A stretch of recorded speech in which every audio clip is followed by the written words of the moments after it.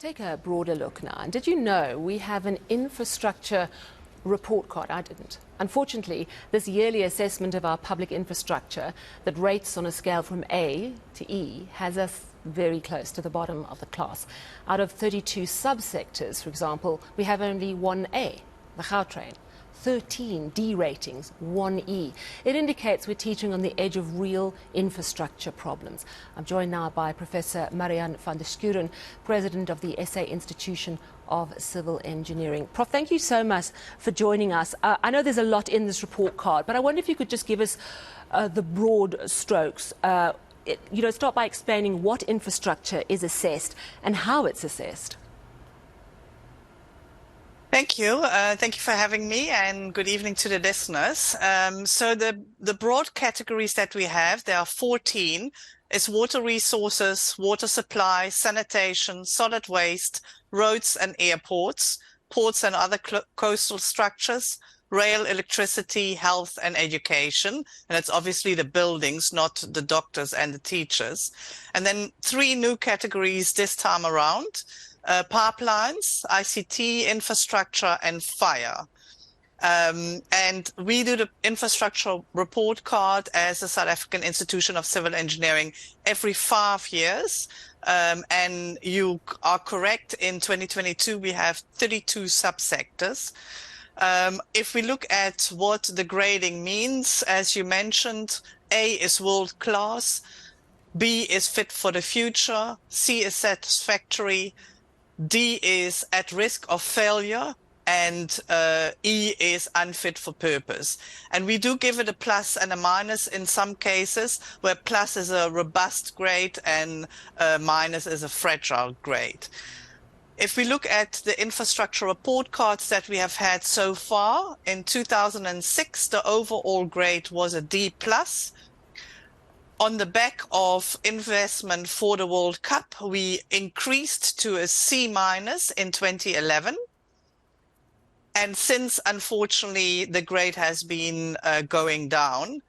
In 2017, the grade was a D+, equal to 2006. And this is the lowest grade we have ever given as an overall D. There are 4 sectors that are subsectors, my apologies, that are an E. One is the Praza passenger rail, freight branch lines, provincial and municipal unpaved roads, and then one big worry for us as the South African Institute of Civil Engineering, sanitation, because with bad sanitation comes health risks. Sanitation is particularly bad in areas outside of urban areas. Okay, that's interesting. And also interesting, as we've seen sanitation problems even inside urban areas with what's happened, for example, in the Durban floods and places like Mfuleni. So they're certainly not free of problems, but particularly bad, you say, areas outside urban regions. So it's not a yearly report. I got that wrong. My apologies. It's every 5 years. But it's the first time it's the first time we've got a D, which is not good, because D is at risk of failure. So talk to me about, yes. You mentioned the new categories. You said power plants. How did they rate? So, no, it's pipelines. Oh, pipelines. ICT and fire are the new categories. And pipelines are actually doing really well. They had an overall rating of B. They fit for the future, doing well. And not like, for example, some of our clean water systems where 40% of the clean water that we do develop for human consumption, we treat it for human consumption, 40% of that on average in the country just leaks away into the ground. Did you look at Eskom? We did look at Eskom. Eskom's transmission network is actually good. It's a B. It actually has improved slightly. Distribution has been problematic in all the report cards and scores a D, a solid D, not a plus or a minus, fragile or robust. The problem is the generation. The generation over time has decreased from a C plus in the first report card that we did to a D minus in this round. So, I mean, the cynic, or perhaps the Pollyanna in me, is looking at 2006, where we got a D plus. 2011 a C minus, so great from the World Cup infrastructure. 2017 back to a D plus. Now we're on a D. I mean, you know, we've been hovering around D for over a decade and a half. Aren't we just going to be okay? I mean, how worried are you about this D rating? Let's put it that way. Listen, I'm quite worried. The Institute is quite worried, and we are worried because we haven't seen a proactive maintenance of our infrastructure. We need to realize in South Africa that our infrastructure is aging, and we know as civil engineers that if we maintain it properly, the typical lifespan of infrastructure can be extended sometimes by 20, 30 years. But that is not happening in the South African context. And the longer you wait, the more expensive it becomes.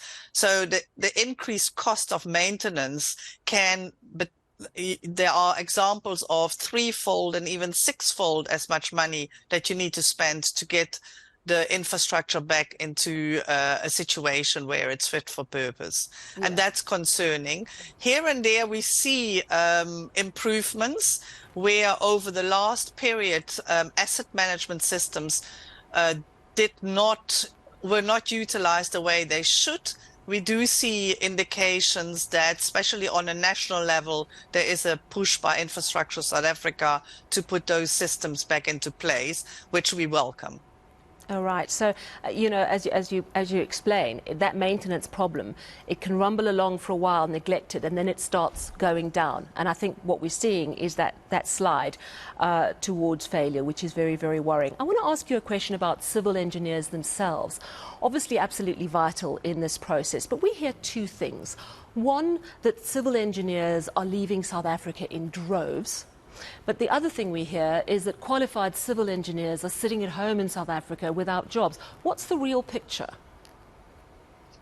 I think both those arguments or those statements that you are making are correct.